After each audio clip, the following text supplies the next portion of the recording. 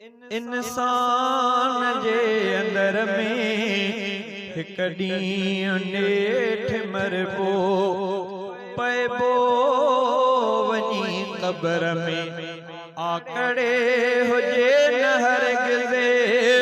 इंसान जे अंदर में हिक ॾींहुं नेठ मरबो पैबो वञी क़ब्र में आकड़े हुजे न हरगिज़।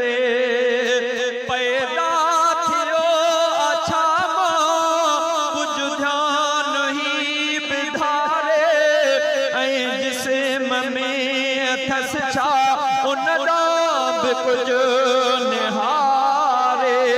निकिरे से पेट मांजो उनखे रखे नज़र में हिक ॾींहुं नेठ मरबो पैबो वञी क़ब्र में आकड़े हुजे न हरगिज़। इंसान जे अंदर में हिक ॾींहुं नेठ मरबो पैबो वञी क़ब्र में। 100 साल जी रोज़े रहबो बि नेठ मरबो वञबो बि अहिड़े पासे वापसि उतां न वरबो।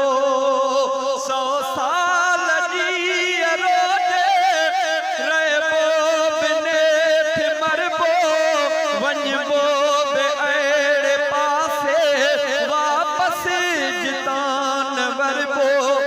इंसान आ मुसाफ़िर दुनिया जे हिन बहर में हिक ॾींहुं नेठ मरबो पैबो वञी क़ब्र में आकड़े हुजे न हरगिज़।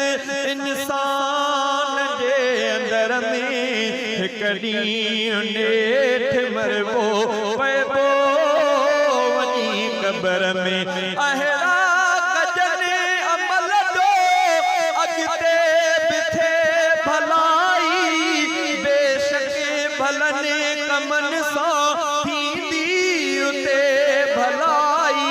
सामान गॾु भलो था सियाणा खणनि सफ़र में। सामान गॾु भलो था सियाणा खणनि सफ़र में हिक ॾींहुं नेठ मरबो पैबो वञी क़ब्र में आकड़े हुजे न हरगिज़।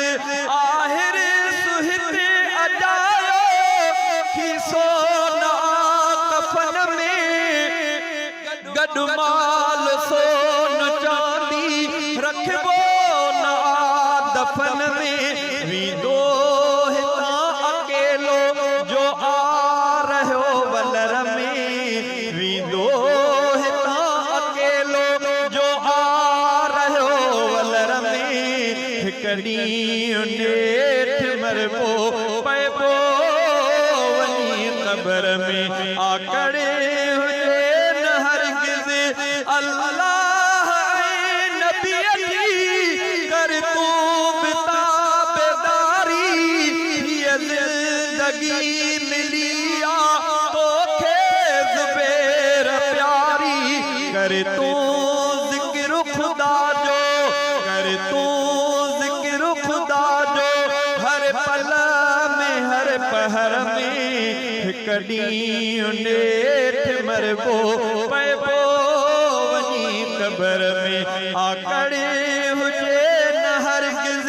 इंसान जे अंदर में हिक ॾींहुं नेठ मरबो पैबो वञी क़ब्र में। अल्लाह जेसिताईं दुनिया में रहा ईमान सां अमल सालिह सां अल्लाह ईमान ऐं कलमे ते मौत नसीब फरमाए। मां जेको कुझु चयो अल्लाह साईं पहिरियां मूंखे बाद में सभिनी खे अमल जी तौफ़ीक़ नसीब फरमाए। हिन वक़्तु अव्हांजे साम्हूं बग़ैर कंहिं देर जे तमामु परे खां आयल ऐं शायदि कि पहिरियों दफ़ो अव्हांजे ॻोठ में आयल हज़रत मौलाना साईं नूर मोहम्मद